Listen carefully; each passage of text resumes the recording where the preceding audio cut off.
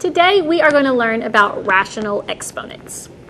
Our goals for this lesson is to understand the definition of rational exponents. We're going to look at the general form of the rule, and then we are going to do 4 examples of converting between radical and exponential form.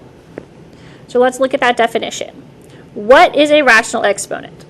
It just means that you have a fractional exponent. Think rational, like ratio, gives you a fraction. Okay, so some examples: x to the 1/2, 3y to the 3/4. We have a fraction in the exponent position. So what does that mean? Well, mathematically, let's look at these 2 examples. If I have 2 squared and then raised to the 1/2, let's think about what our exponent rules tell us. Okay, if I have a power to a power, what do I do with the exponents? I multiply them. So this is the same as 2 to the 2 times 1/2. And 2 times 1/2, if I multiply numerators and denominators, I would just get 2 to the 2 over 2, which is 2 to the 1. So when I multiply these, I'm just back at my base of 2. Right? So the 2 and the 1/2, the square and the 1/2 canceled each other out. Let's look at 5 to the 3rd raised to the 1/3. Again, I'm going to multiply my exponents. So 5 to the 3 times 1/3. Multiply numerator and denominator. 3 times a third is 3 over 3. And 3 over 3 is just 1. So again, my 3 and 1/3, when multiplied together, canceled each other out. So let's look back here. If I have 2 squared, what's something else that we know that can cancel out a square? A square root.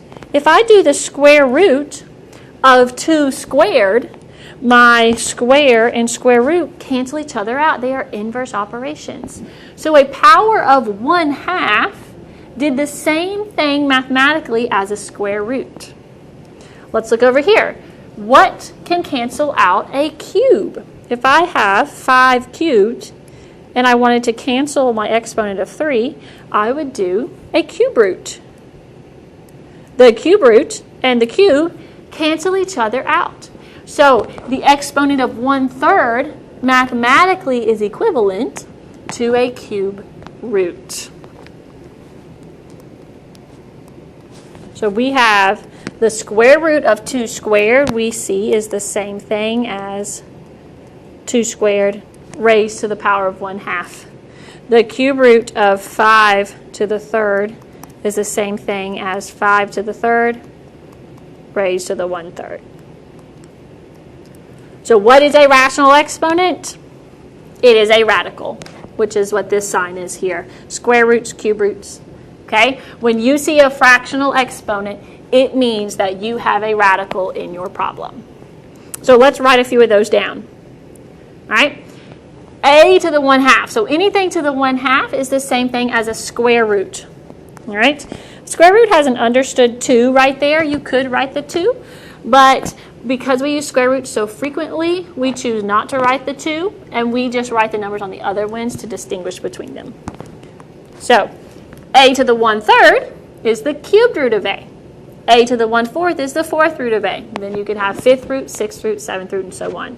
So a to the 1 over d, d for denominator, is the d root of a. This space right here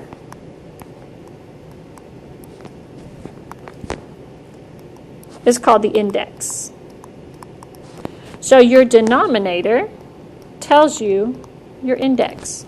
The fraction is what makes you have a radical. So the denominator is the part that makes it a fraction. So that's the part that makes it a radical. Okay? So your general rule is written like this. A to the n over d is equal to d root of a to the n. Okay? Your denominator is your index. Your denominator is your index. Write that in your notes. Your denominator is your index. And then whatever's in the numerator stays an exponent. I also want you to know you can write it like this, where your exponent is on the outside with parentheses. That is an acceptable form, but most of the time you're going to see it like this because it's a little cleaner. So let's practice converting.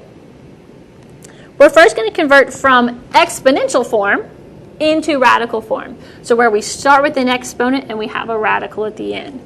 Remember, radical form is that sign. Okay? All right, so if I have d to the 3 over 5, what is the index of my radical? It's your denominator, 5. Okay? This is your index.